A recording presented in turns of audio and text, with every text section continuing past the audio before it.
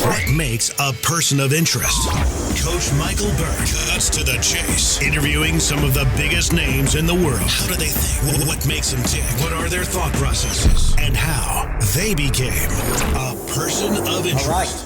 Good afternoon, guys. I'm Coach Micheal Burt, the super coach. And many years ago, I wrote a book called Person of Interest, which has been one of my favorite books and a book that has really warmed up around the world. And I like spending time with interesting people. And every week I'm listening to people and watching people. And I've been watching Dave for a while. I saw him speak in New Jersey at an event that our friend James Jacoby had. And I just want to read his bio here because I've got some incredible questions to ask you. Where did this come from in you, this concept that you want to inspire this many people to be happy? Yeah, so for me, it was my relationship with money and faith. And so growing up, I only had one faith, and that was money would buy me happiness and love. That's because I grew up poor and wanted to buy my mom a house and a car. And the only time I wasn't happy was when there was financial stress. And fortunately and unfortunately in my life, it was reinforced again and again and again.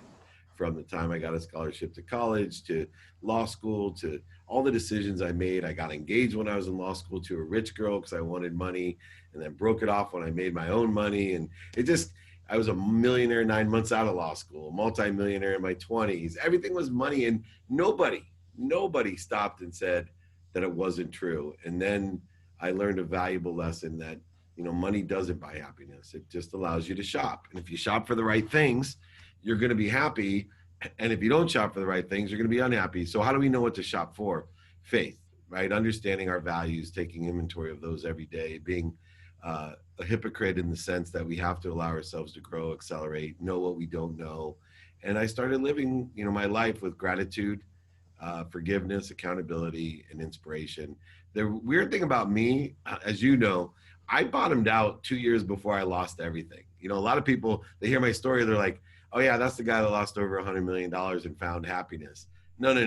I found empowerment, happiness, fulfillment 2 years before I lost everything. So I was well prepared for 2008 and very happy through that and very confident, just like I am even more now, 12 years later, whatever, 2020.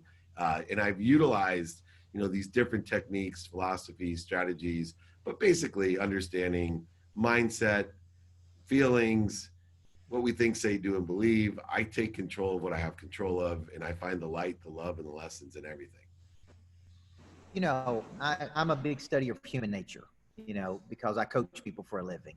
And, so I'm a big fan of Robert Greene and, the laws of human nature. And you've worked with people at various levels your whole life. I mean, you have worked with, top athletes, top people in the world. You've been around people that have generated and done incredible things. I mean, I was listening to your story on London Real about Lee Steinberg, about his frequency and how he thought, right? And so what are the biggest things that you've learned about human nature as you've worked with all of these people? Well, the first rule of human nature is it never changes. Mm-hmm. Right. So I study history. I study all the Bibles. I study Kabbalah, the Course in Miracles. I want to know the faithful side of human nature because it doesn't change. And then I study ego, right? Ego is part of human nature. So faith is something that basically says we are connected to the unbelievable source of power, light, and love and lessons at all times. Ego, and understanding ego in human nature, is that which interferes with it. So if I can understand in a pursuit of understanding, right? This is a practice of mine because it's infinity, it's unfathomable. You can look through a microscope and never see how grand the view is. And you could look through a telescope and never see how grand the view is. So for me, understanding faith, right? How big is this powerful source that I'm always connected to, this light that walks with me and within me at all times? And then two, what is it that's interfering with it? Right? If I'm connected to this unbelievable thing, what is it? Well, the ego is what's interfering. And, this is a lifetime pursuit of understanding. Life is about lessons. The lessons we learn keep on coming until we learn them. We're going to forget them all at one time or another, and we have the power of remembering them. So for me, I'm like you. I am a student of human nature. And the more statistically successful I become at getting aligned and closer to understanding what we're connected to and what interferes with it, we then can get what we want out of this life, or shop for the right things in the pragmatic realm, the currency of money. Now, when you look at human nature, have there been certain, because some may say, is the ego, does it play a positive force in people's lives? Does it help people, right? When you study, whether it be Freud or, I've been going back studying different psychology models. Is there a favorite psychology model or person that you've studied? Einstein. So, I'm more on the physics, quantum physics, metaphysics side of things. So Einstein, I think there's a technology of this. And, as you state, nothing happens till it moves. I think, there is a lot about filling voids and creating resistance and understanding the ego is good, right? The ego can motivate us, right? It's a short-term fuel. It's not a long-term, it's not a solar panel. It's rocket fuel, right? So if you got rocket fuel, there's a purpose. Like, to get out of this atmosphere, you need rocket fuel. But to get to the moon or to the Mars, you need the solar panels and everything that goes on outside. The rocket fuel doesn't help you anymore. So to me, ego allows you to get up and it allows you to get back up. Unfortunately, it gets confusing because that's the same thing that creates all the resistance, interferences, shortages, voids, and obstacles. So if you can understand the needs of the ego, the need to be separate from faith, from the light, the love, and the lessons, the need to be right, the need to be offended, the need to be inferior, superior, anxious, frustrated, angry. So when you understand, and you're in the sales, realm as I am as an industry, the ego plays a tremendous role because it'll allow you, motivation is so important to, go knock on 100 doors. That doesn't take inspiration. That takes, you got to get up, right? Inspiration's doing it for your lifetime and, being able to enjoy the pursuit of your potential of articulating and sharing a vision or whatever it may be. So I believe you and I both are on the same quest. It's probably why we've achieved this sense of accomplishment. For me, my sense of accomplishment comes from enjoying the consistent, everyday, persistent, without quit pursuit of my potential and learning not to vote for what other people want from me. Just keep electing what I want and vote for what I want. Yeah, I think that's one of the best definitions that I've heard of ego is that I like the fact it is rocket fuel, but once you get out there, it only takes you so far, right? It may kickstart you. Yeah, it'll actually suck you dry of energy after a while, right? Yeah. You just can't imagine its very delicate nature of the ego. Now, let's go back to the beginning, because one of the questions I wrote down as I was studying some of these interviews is so that people are clear. I mean, at one time, you early on, you were worth over $100 million, right? I mean, so the question becomes, how did you make all that money? Like, where did that come from? Because, you went to law school, right? You decided to go after, you were smart enough that most people would not have this acumen that you did to even know if I was going to be a lawyer, where should I go? Where's the money, right? I wasn't thinking like that at 18 or 19 years old. I was a high school basketball coach for a decade. And so I wasn't thinking like you were thinking. So let's go back to that part where, how did you make all that money, number one? I mean, that's pretty impressive. Yeah, so what you pay attention to and give intention to creates the coincidences that you want. So I paid attention to how to make money. I, like you said, reverse engineered the law school I went to because they had the highest paying jobs that came out of it for oil and gas litigators. I then always kept my options open to make more money than being a lawyer. So I got offered a sales job that had a $250,000 comp plan. Then I took that job instead of the law job, which drove my mom crazy because she thought the internet was a fad. Then I voted for what I want instead of what my mom wants, which is one of the biggest things I see people do is they vote for what people who love and care about them want for them, and then they resent them when they get it, right? Because it's not what they want.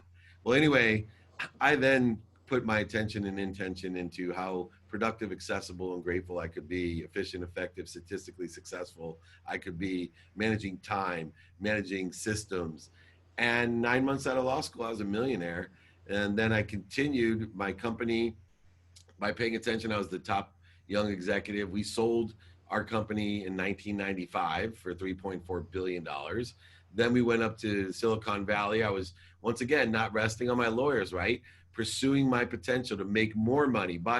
I was buying things I didn't need to impress people I didn't like, but I was in that game. Money bought happiness and love. So went to the Silicon Valley, learned how to raise money for charity and corporations, became CEO of the world's first smartphone, made more money. And then I started to invest my money, and I was Midas, right? I invested in, Qualcomm and AMCC, and then real estate. I had a real estate plan from the time I was 24 years old, flipping properties while I was doing all of this. And, it was ridiculous until I over leveraged myself. I didn't ask help. I got outside of my shoes and, lost it all. I owned a golf course, a ski mountain, 33 homes, several businesses, stocks. And I was under the auspice that I could always borrow more money, got into a lawsuit, got my ego in the way. I had to be right, spend millions of dollars on a lawsuit, went to go get more millions out of the bank. And 2008 came and the bank's like, nah, you can't get your money. I'm like, well, but it's my money. Well, it's equity and we don't trust the equity anymore. But you were giving me loans when I had a pulse. Now you actually want to see income? How can you switch the rules on me? Right. Yeah. Lesson learned, right? Get mentors that have sit in the situation that you've been in. Yes. And so I think bigger than how I made the money, the bigger lesson is how you lose the money, your ego. That rocket fuel put me over 100 million, but it also sucked it all out really quickly. Yeah. So when you tell a compelling story in one of the interviews about your dad, and I related to that. My dad, I didn't have a close relationship with my father early on in life, and I've tried to wonder now that I'm 43, should I be mad at him or should I go back and thank him, right? Because thank him. Exactly right, and that's where I'm at. That's what I believe. But he forgot your birthday. Yeah. And that really bothered you. And then when you called him and said, hey, you forgot my birthday, he said, well, I don't celebrate birthdays, although he celebrated your siblings and his, right? And That's many years bullshit. later, he sent you a jacket, a sports jacket. Would you tell that story? Because I think that was incredibly powerful. It's the story that ended up saving my life, and I didn't know it. And it's also a story of ego. So at 10, my dad was my hero till he forgot my birthday. He was rich. Little did I know he wasn't paying child support. Imagine my poor mom. She's driving me around in a station wagon, 6 kids, 2 jobs, packing my dinner in a paper bag. And I'm telling her my dad's my hero. Why can't you be more like him? And he's not giving her a penny. Yeah. Anyway, so he forgets my birthday, and I find out he's a liar, a cheater, manipulator, overseller, back-end seller. So I hated him. He went from hero to zero in one birthday. 20 years later, first birthday present in 20 years, sport coat comes in my house. Very expensive, fits me perfectly. I'm just newly married. I put it on. My wife, I start crying. Now I cry easy, as you saw the London reel. I probably cried. I made Brian cry too. But I put it on, I start to cry. My wife's like, why are you crying? I said, my dad finally gets it. I was in the position that you were in at 43. I didn't know to thank my dad or to hate him, And so I put it on, and then I look and she can see my face turn to anger. She said, what's the matter? I said, that mother effer, he tore out all the insides. She's like, what? I'm like, he's trying to punish me. This is some kind of joke. I call him up. I'm like, Dad, why are you punishing me? He said, what are you talking about? I said, you sent me a jacket I can't even wear for my birthday after 20 years. This is the crap you're going to pull? He said, the jacket's not for wearing. I said, come on, man. What are you trying to prove? He said, David, go hang the jacket in the closet. You're going to be buried in this jacket. I'm like, F you, buried in the jacket? He said, yeah, I want you every day to look at it and remind you you're just like me. And I don't want you to be just like me. I said, what are you talking about? I'm nothing like you. You're a liar, a cheater, manipulator. He said, Dave, you're just like me. You think money buys you love and happiness. You're going to be the richest man in the cemetery, and you're going to regret it. That jacket has no pockets. You can't take anything when you're gone. You're going to be buried in that jacket, and that jacket's going to remind you of me. I know you don't understand what I'm saying now, but I love you. That's why I'm doing this. I'm like, well, I hate you. Boom. Yeah. And I looked at my wife. I'll never forget what I said. I'm like, he doesn't get it, right? But it was the first time in a long, long time that anybody was worried about me. Anybody was going to tell me the truth. Everybody else was sucking up to me. Why? Because I was buying them what they wanted. I was giving them what they needed. They were buying my own bullshit. Mm-hmm. 6 years later, 2006 comes, and my best friend I go golfing. I'm running Lee Steinberg Sports Entertainment now, the most notable sport. I'm surrounded by celebrities, athletes, Super Bowl, Pro Bowl, Masters, big brand. I'm living the life, buying things I don't need to impress people I don't like. Best friend since the 4th grade. The guy who asked my wife to go steady at 6th grade camp for me, she said no. I threw an egg at her. This is a best friend. I go golfing. He looks at me and I said, man, come to the Super Bowl with me. We'll go with Steve Young and Warren Moon, and we'll have the best time of our life. And he just looked at me without laughing and just said, Dave, I don't want to hang out with you, your friends, or anything that you guys do.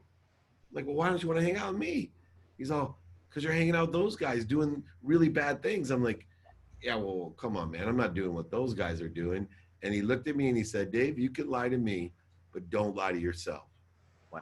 Don't lie. And I left there in tears. I was crushed because it was the first time a friend told me the truth. Everybody else, I was Midas, right? Taking him to dinners, the stretch limousines, the Super Bowl, Pro Bowl. Dave Meltzer was Midas. He was the best. He was a great. I would give money to get acknowledgement. I'd give my friends stuff to get acknowledgement. Everything was a trade. It was always, I believe the more you give, the more you get. A lot of people believe that. 2 weeks later, my life changed because of that jacket. I came home 5:30 in the morning from the Grammy Awards. I was partying with Little John the Rapper. My wife was waiting for me. She was so mad. She jumped down my throat. I had lied to her. I changed in the car. I told her I had a business meeting.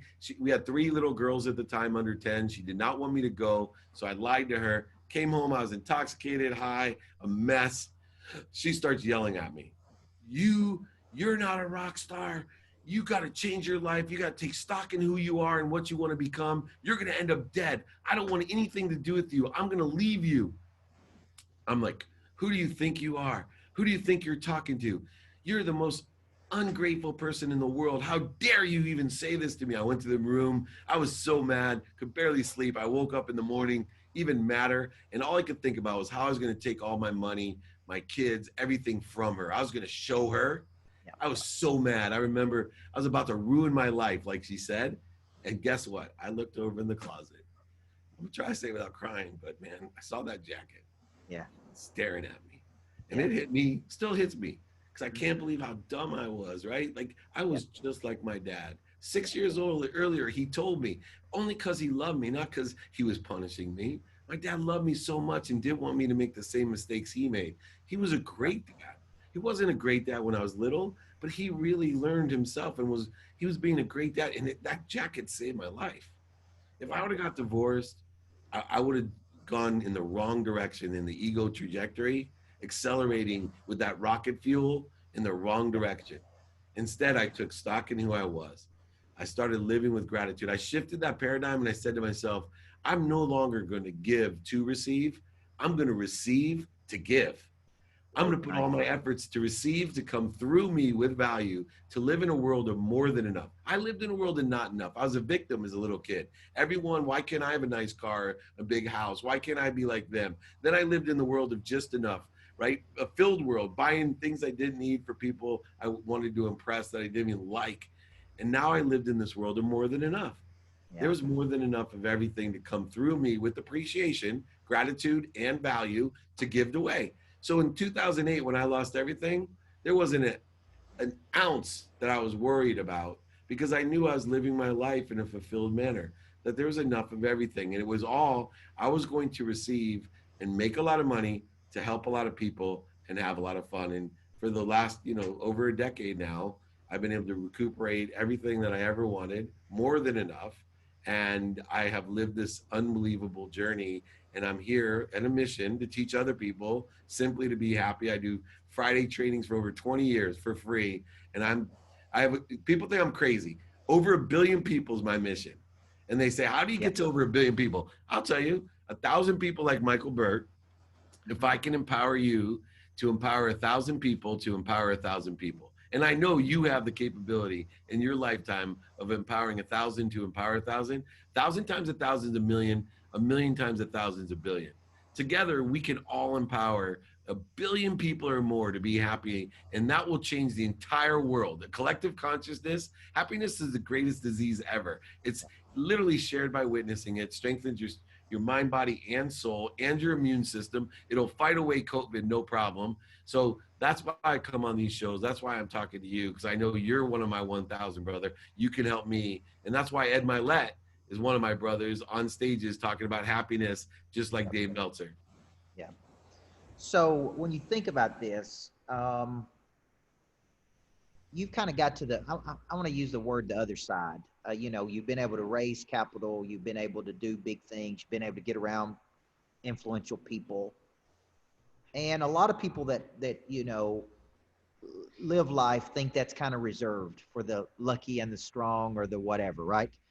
And what, you know, on your journey, what have you figured out about these things? Like, you know, I was watching this documentary last night about WeWork, and where WeWork was, you know, valued at $47 billion there for a period. It's down to 12 billion now, but you know, leasing a building and then subleasing, and it's worth $47 billion, and they were trying to call it a tech company. And you know, it was just an interesting thing. I like watching interesting documentaries, and you know, somebody had to convince somebody that was worth $47 billion, right?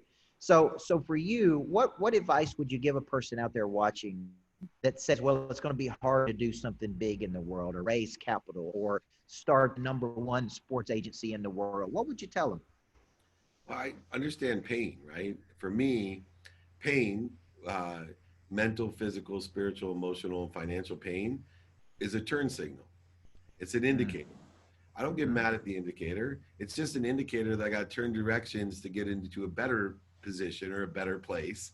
I got to turn directions. Pain is an indicator that you have a lesson to learn. And when you start putting things in the context of lessons and know that you are connected to the greatest source of light, love, and lessons at all times, and that your job is to figure out these lessons in order to be happy. Mental, physical, spiritual, emotional, and financial pain is just an indicator that you have a lesson to learn.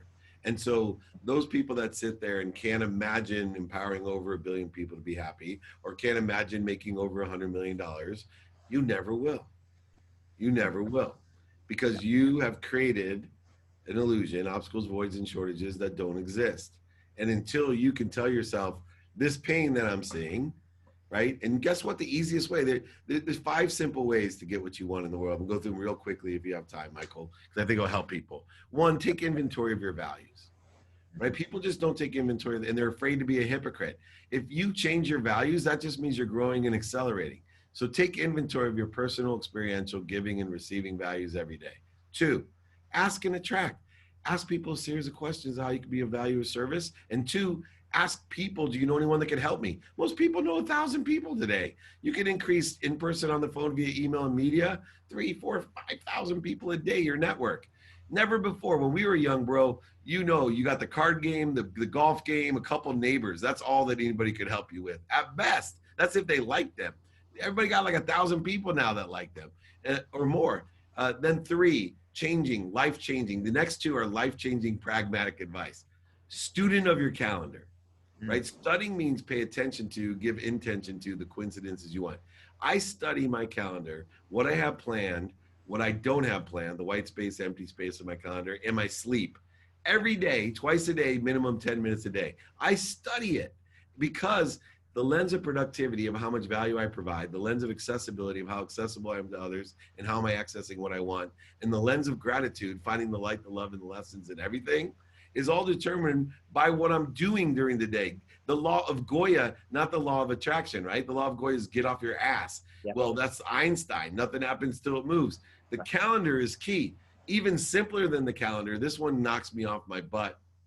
I have a do it now strategy. And the reason is that anything that happens in my life, I ask myself, can I do it now? And if the answer is yes, I do it. Not only because nothing happens till you move, but 100% of things that you do now get done.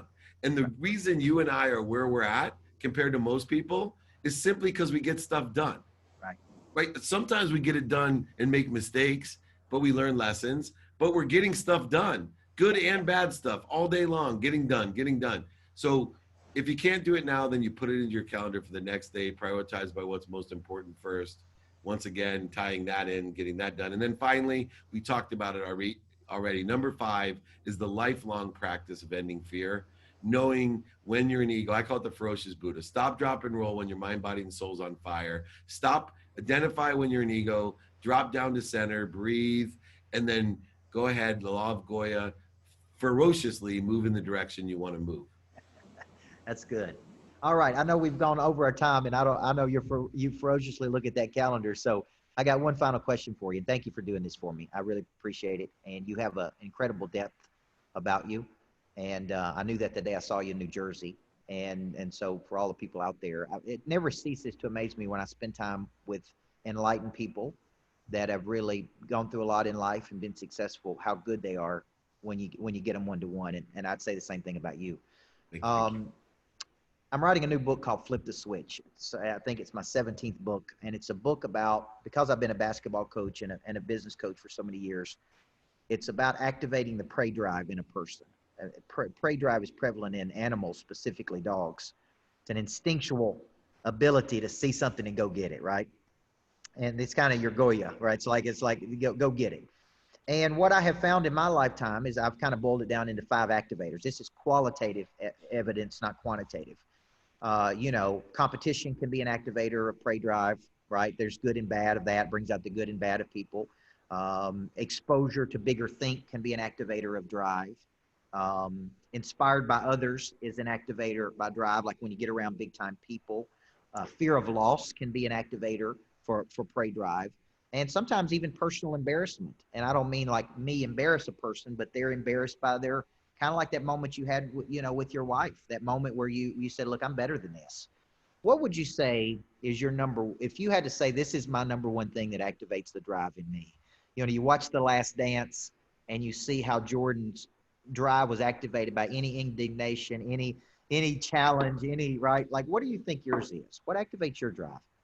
So for me, it's that collective conscious, like the idea that a little kid born in Akron, Ohio with nothing, right? Like, I'm gonna get choked up talking about it, but I know mathematically that I can change the world. Like, the idea of growing up in the United States of America with nothing and being able to somehow evolve to a point where you've learned through the education, experiential system, family system, all the cultural things that I've learned here, an actual roadmap to change the consciousness of the entire world because of the technologies that exist, the quality content that I create, the consistency in which I live by. Literally, I have no doubt. If you'd have told me when I was 25 years old, Dave, you're going to be worth over $100 million, I would have had a ton of doubt, right? I wasn't in me yet. I didn't see it. But at 52 years old, if I told you, hey, I'm going to empower over 1 billion people to be happy in my lifetime and change the world's consciousness, I'm more sure of that than making the money. Yeah. That's my prey drive. Wake me up every morning going, how is this my life? I know I can do this. Yeah, I love it. I love it.